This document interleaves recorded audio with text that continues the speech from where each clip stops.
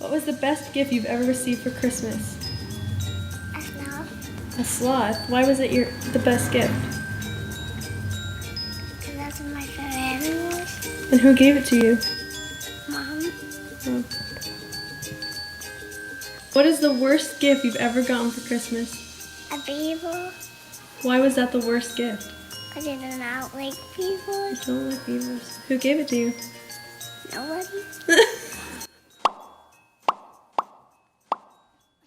Well, welcome if you are watching online or you're here in person with us. We just want to welcome you here today. At this time, all kids age 3 through grade 3 can be dismissed. We are going to all be jealous of you because you're all having Christmas fun out there. But for the rest of us, the Christmas countdown has begun, right? Who's excited? All right, I didn't really know what to expect with that question, to be honest with you. Christmas looks a little bit different this year. I think we can all agree to that. It's been a little bit crazy. I think thinking back to 2019, it's not really funny, it's more ironic and a little sad. Thinking about how we were all going about our lives, doing our thing, planning crazy holiday get-togethers with friends and family, looking forward to all the things to come. And even announcing things like innocently, like, oh, 2020, it's going to be the best year yet. The year I'm going to do all the things. This is going to be my year. Oh, little did we know that maybe about 2 months later, we would all be caught up in a worldwide pandemic. It's no surprise that Christmas looks different this year. I know for Justin and I and our family, it looks quite a bit different. Normally after Christmas Eve services, we'd all be bundling up, getting into the car. We'd bring our Frenchton Ovaltine Jenkins, and we'd have one baby with us. This year it would have been 2 babies. We would have been packed in the car with gifts and luggage and heading down to New York to drive all night to get to our parents' houses. Sometimes there would be a blizzard, sometimes not. I love the blizzard. I think it adds to the ambiance. Justin does not, and he's the one driving, so I think he wins. So, normally we would end up snugly in the bed at one of our parents' houses in the guest room. And that's not happening this year. This year, it's going to be a COVID Christmas. It's going to be Justin and I and Henry and June and Ovaltine Jenkins. And I really can romanticize that quite a bit. I can reframe our situation, and we are going to make the best of it. But if I'm being fully honest with you guys, we're sad. We're sad to not experience Christmas with family for the first time ever. No matter where we've lived, we have always come home for Christmas. And so this is the first Christmas ever we won't be with our siblings and our parents and waking up to them on Christmas morning. So we're all a little bit sad. It's different. And maybe you're feeling that way too. Maybe you're really sad right now. Or you're at least feeling that kind of dull ache of sadness in this Christmas season. Maybe you're honestly mad. Maybe you're discouraged or angry or frustrated or disappointed. And honestly, that would be understandable. I've felt every single one of those emotions this Christmas season and all year. It's going to be hard not seeing loved ones if you're worrying about somebody who might be compromised in their immunity, if they are struggling with something, or you're fearful for yourself, or you just can't see those same family members that you look forward to hugging year after year. It's going to be challenging. But today, we are finishing our series, the Best Gift series, if you can't tell, not finishing it. This is the last one. It's crazy. Time flies in December. But we have been talking about these gifts that we get to receive because of Jesus, because of him coming as a baby to the manger and what he provides for us. And today, we are going to talk about joy. Some of you are like, oh, no, there's no way. And maybe you're like me and you're like, how do you find joy in 2020? How do you find it amidst all of these problems and this chaos and this pain? We need to ask ourselves how to dig deeper. How do we find and cultivate this joy that can only be given really through Christ, but it has this transformative power that we can lean into? So today, we're going to dive in. We're going to struggle through it. And we're going to learn about this group of people that I believe demonstrate joy in a profound way. They're a group of people who know what it's like to be challenged, to be struggling on a journey to see Jesus, to strive for joy. And that's going to be the wise men. So we are going to pick up in the gospel reading today, and we're going to just learn to live in that balance of hoping things will get better in the future while simultaneously finding joy and hopefully keeping it in the present. So Matthew chapter 2, verses 1 through 12. Jesus was born in Bethlehem in Judea during the reign of King Herod. About that time, some wise men from eastern lands arrived in Jerusalem asking, "Where is the newborn King of the Jews? We saw his star as it rose, and we have come to worship him." King Herod was deeply disturbed when he heard this, as was everyone in Jerusalem. He called a meeting of the leading priests and teachers of the law and asked, "Where is the Messiah supposed to be born?" "In Bethlehem in Judea," they said, "for this is what the prophet wrote. And you, O Bethlehem, in the land of Judah, are not least among the ruling cities of Judah, for out of you will come a ruler who will be the shepherd of my people Israel." Then Herod called for a meeting with the wise men, and he learned from the time the star first appeared. Then he told them, "Go to Bethlehem and search carefully for the child. When you find him, come back and tell me so I can go and worship him too." After this interview, the wise men went their way, and the star they had seen in the east guided them to Bethlehem. It went ahead of them and stopped over the place where the child was. When they saw the star, they were filled with joy. They entered the house and saw the child and his mother Mary, and they bowed down and worshiped him. Then they opened their treasure chests and gave him gifts of gold, frankincense, and myrrh. When it was time to leave, they returned to their own country by another route, for God had warned them in a dream not to go back to Herod. Man, just to be honest with you guys, I haven't really spent a lot of time thinking about the wise men growing up. I don't know how. They come up every year. They're always a part of the nativity scene.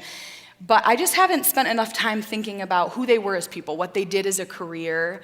I never thought about how long they traveled to see Jesus, and I definitely never thought about how radical it would be for these esteemed men from another religion and culture to go and find and worship this baby king of the Jews. Like, that is a really strange concept. So I want to just spend a little time unpacking some of this.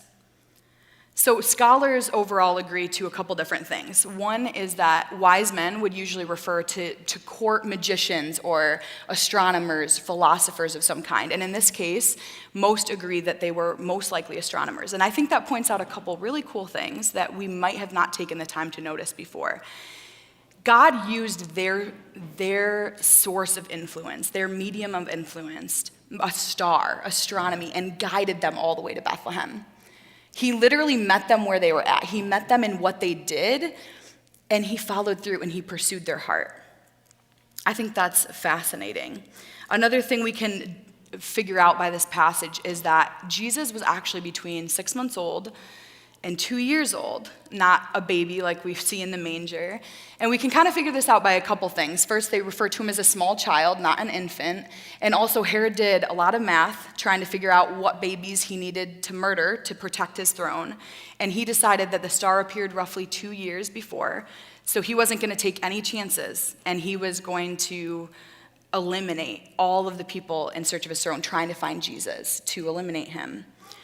So we can assume that Jesus was in fact between 6 to 18 months old, most likely. And the reason I'm pointing this out is because I think it's fascinating. We've never spent that much time thinking about how these wise men traveled so far. They traveled for 6 to 18 months to meet this child. And they didn't just come from their countries in the east to meet him and give him gifts. They came and they bowed down and they worshiped to the King of the Jews. There are really so many lessons we can pull out of this passage. There are lessons about intense curiosity that we could benefit in our faith walks. Every day, if we had the intense curiosity the wise men had, we would benefit.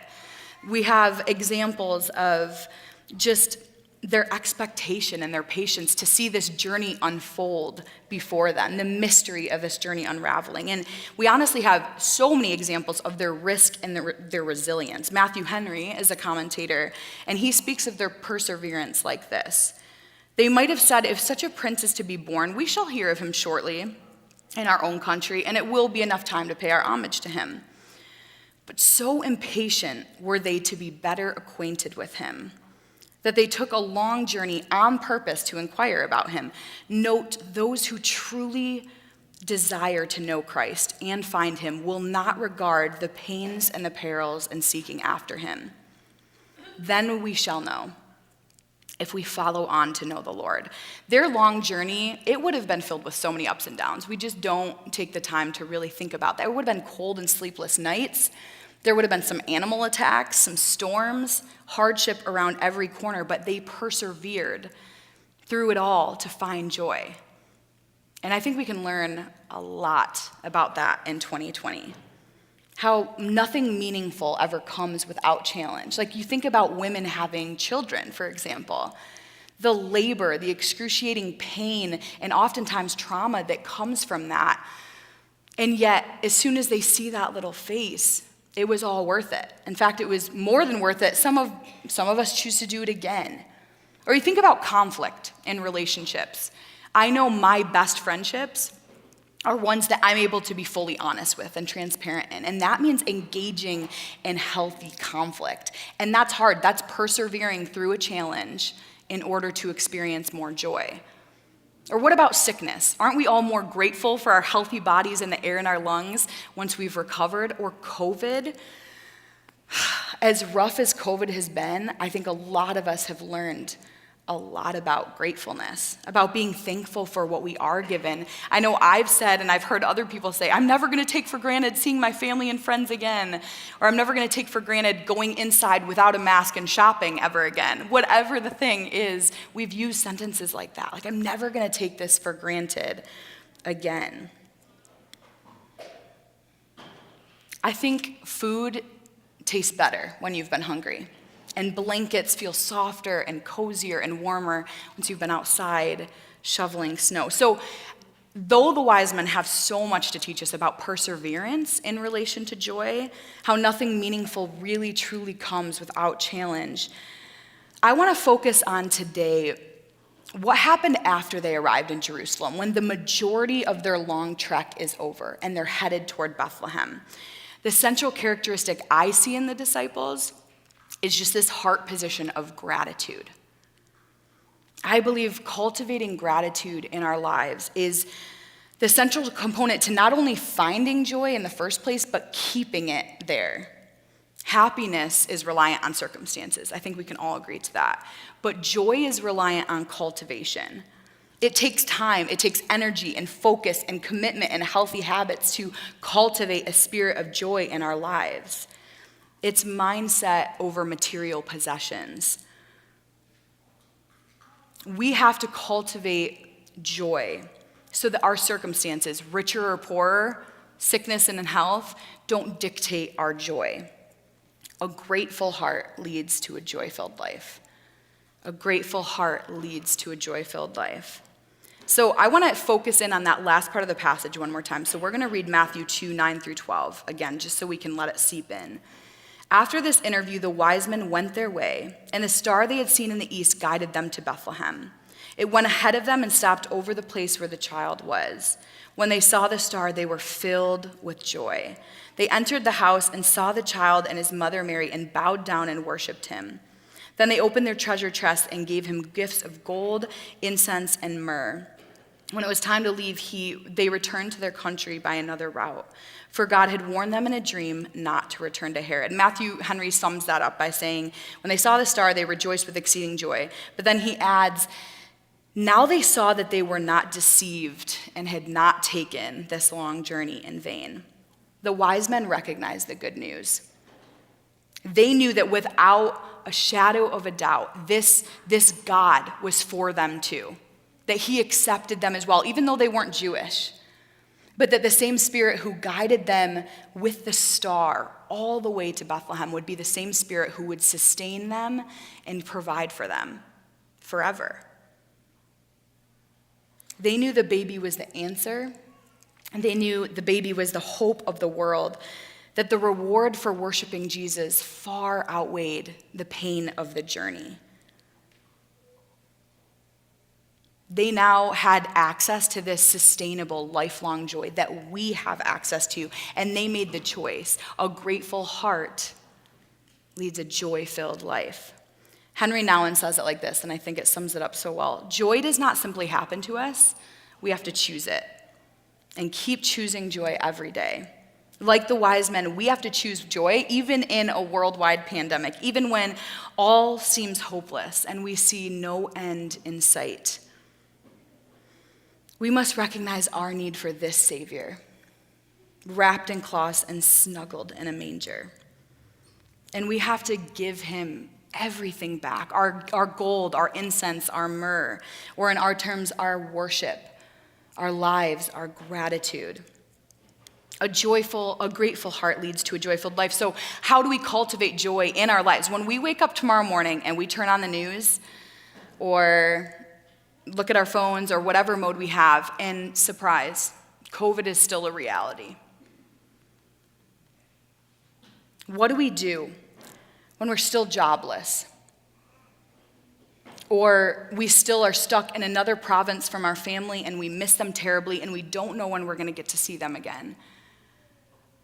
I think we can all agree that we have felt the enemy wage war against the joy in our souls. So what do we do then? This week, in the beginning of the week, oh man, I was struggling to come up with a story for this sermon. I was distracted. Every time I went to write, some Christmassy thing would come up. Not all good things. You guys know, Christmas is amazing, and there's also the little tiny details that you're just always putting together. And I feel like things just kept distracting me. It's that time of year, it's busy, it's fun, but it's also a lot. And I just had writer's block, and I remember thinking, God, I don't know what to do. And he literally dropped it in my lap. Like when I say literally, I mean literally. It came in the form of our dysfunctional, ugly, frustrating, irritating 2020 Christmas tree. Now, just to back up the story a little bit, when we were getting out of quarantine last Sunday afternoon, I need to pat myself on the back. We survived quarantine with no Christmas tree. I mean, okay, we have a tiny one, but it didn't bring the same joy, if you know what I'm saying. We didn't have our big, fresh Christmas tree that we could smell all over the house. And we made it, and we were also very desperate to get it as soon as we left. So we got out, but by the time we got to the Christmas tree farm, it was dusk. Like, it was getting dark rapidly. And I know you probably are all foreshadowing this and realizing, like, you guys are kind of dumb. Like, you shouldn't have gone that late at night. And just for any of you who have not learned already from my foreshadowing lesson, don't buy a Christmas tree in the dark. You'll be disappointed. So we narrowed it down. We were like, okay, I think we found what we need. Let's just, we're having fun. Let's just keep this momentum going. So we cut a tree, thrilled that it only cost $30. Like, I don't know where you guys all buy your trees, but last year we were gouged and we spent probably triple that. So painful. So we're thrilled. We're so pumped. We get home and immediately we were like, oh no, this is not good. And we start realizing, like, what's going to happen? We shouldn't have been this thrilled about the money. So we try setting up the tree. It's just a disaster. There's like matted branches and like dead needles all throughout the tree. I was like, there are mice living in there, like so creepy. Like, you just felt gross. You're like, this tree I don't trust it. And so we try setting it up, but we just didn't even notice that the entire trunk was bent. Try putting it in, fell over at least 3 times that night. Just thing after thing. We didn't have a saw, so we couldn't cut it off the bad cutting job in the dark, of course. And we didn't have shears to like cut off all these dead branches. So we kind of leave it as is, just frustrated. We're like, we'll return to it the next day. I work all day, Justin wrestles with the tree all day. That night, we're determined we're gonna figure this out. So we bought shears, cut off a bunch of branches, sawed the unusable part, probably 2 feet of unusable tree we sawed off. Like, it was bad. Borrowed saw, we're just like, gotta get this going. So we're like feeling a little more confident, set up the tree, still falling over. We're like, okay, the thing is too thin for our actual stand. It's a huge tree, but has a really thin trunk. So we're like, let's pull out our really old tree stand. Maybe this will work. Get our old tree stand out, fits perfectly, but then the weight of the tree snaps the leg. And we're like, you've gotta be kidding me. Like, it was just thing after thing. So we're like, okay, well, let's just make it work. Let's lean it against the wall. So, of course, we lean it against the wall. Then we're like, we got to put the lights on. So the lights decide this is the year. None of them are going to work. And we're like, no. So discouraged at that point. Like, let's just get this stupid tree up and we'll just add things every day and slowly put up our Christmas tree until it's time. And so it was just, guys, it was rough. If you were there, you'd be like, oh man, this is painful. So at that time, Justin literally just vocally out loud is like, I didn't plan on spending my night like this. I mean, that was summing up what was in my head too.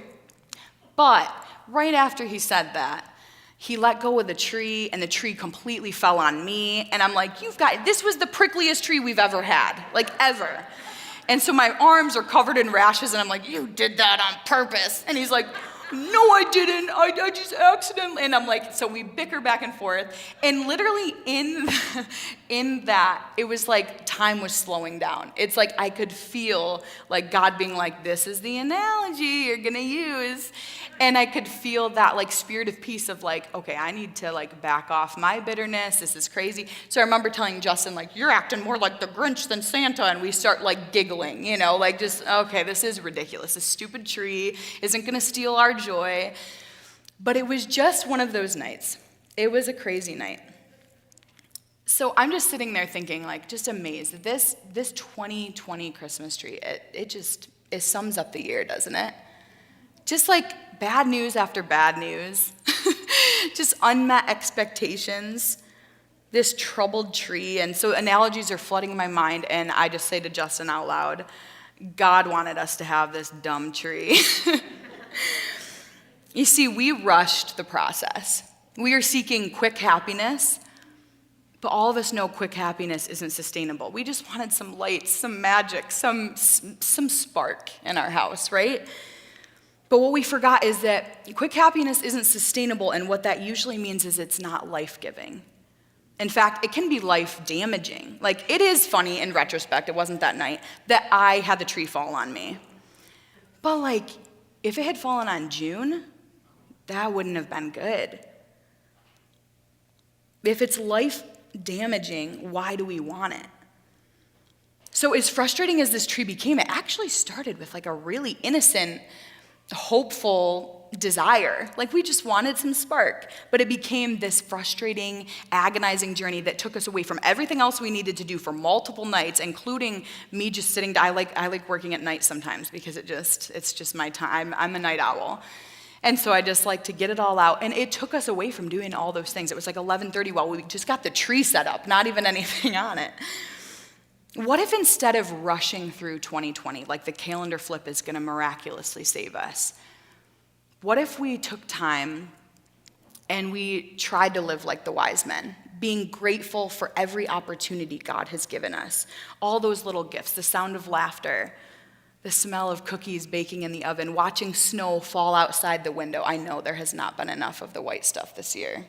I'll be the first to admit that. You know I love snow. I'm sorry for those of you who don't, but there hasn't been enough snow. Maybe that'll help. It was like pouring down today. It's so great. But if we are just thinking about what we have to be grateful for, how much will that shape us? Our disappointing tree was just icing on the cake of 2020. It was just, of course, a perfect representation of those unmet expectations. But in those moments of frustration, we are able to slow down time and catch ourselves in that act of ungratefulness, to process our anger and to laugh and realize God had given us so much. So this week, when you find yourself complaining, fill that space with praise. When you find yourself worrying, fill that space with wonder. Wonder at this infant king, this God incarnate who came to dwell among us.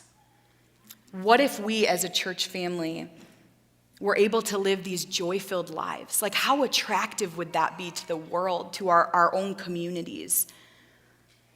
When the Jews ignored the star, they knew the prophecies, they had the opportunities. When the Jews ignored the star, the wise men traveled 6 to 18 months to find this baby king. Will we be like that? Will we plow forward with peace and grace and joy in our midst, in our wake, that other people around us will be filled by that? As we keep our eyes on Jesus, who is guiding us the whole way. 1 Peter chapter 1, 6-9 says, "So be truly glad. There is wonderful joy ahead, even though you must endure many trials for a little while. These trials show that your faith is genuine. It is being tested as fire tests and purifies gold, though your faith is far more precious than mere gold. So when your faith remains strong through many trials, it will bring you much praise and glory and honor on the day when Jesus Christ is revealed to the whole world.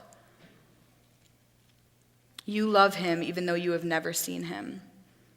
Though you do not see him now, you trust him and rejoice with a glorious, inexpressible joy. The reward for trusting him will be the salvation of your souls. So Justin and I kept our Christmas tree. We could have gotten a new one, but we kept it as a reminder of a rough night, a reminder of the gifts God gives us, a reminder of our present circumstance, of COVID, of this COVID Christmas. A reminder that no matter how hopeless things seem, how frustrating and exhausting and disappointing, that by his grace, we've made it to this place again. We've made it to Christmas, to celebrate Jesus, wrapped in cloths and lying in a manger. Keeping this tree, you can put up the tree with little Junie in front of it. This was this morning. She's happy. She doesn't know what happened. Keeping this tree is our version of being like the wise men, of learning how to hope for better things in the future while simultaneously finding and keeping joy in the present. A grateful heart leads to a joy-filled life. When the enemy tries to steal your joy, you combat that. We respond like the wise men and praise God, worship him, give him all we are because he's given all he is. My favorite passage in the Christmas story realm in the Gospels is from Luke 2, verses 8 through 12. And I'm just going to finish with this because it's so hopeful and we all need to hear that right now. That night, there were shepherds staying in the fields nearby, guarding their flocks of sheep. Suddenly, an angel of the Lord appeared among them, and the radiance of the Lord's glory surrounded them. They were terrified, but the angel reassured them. "Don't be afraid," he said. "I bring you good news that will bring a great joy to all people. The Savior, yes, the Messiah, the Lord, has been born today in Bethlehem, the city of David, and you will recognize him by this sign. You will find a baby wrapped snugly in strips of cloths, lying in a manger." This is the good news. That Jesus came to dwell among us, that he came to live with us, to heal us, to redeem us, to restore us, to die for us, to rise for us. Yes, angel, you have brought good news of a great and enduring, a hopeful, a beautiful, a life-giving joy for all of us. Would you pray with me? Father, thank you. Thank you for bringing us to this place again. Thank you for bringing us to Christmas 2020. To bringing us through another Advent where we can be reminded that there is always, always hope. Thank you for the magic and the beauty of Christmas, that you just remind us over and over again that there is joy to be found in you. A lifelong, sustainable joy that no matter what we're going through, no matter the circumstances, no matter the family in the hospital or the friends that we can't see, the pain that we've been through, the jobs that we've lost, Lord, you are the hope of the world, and we put all of our trust, all of our eggs into your basket, Jesus.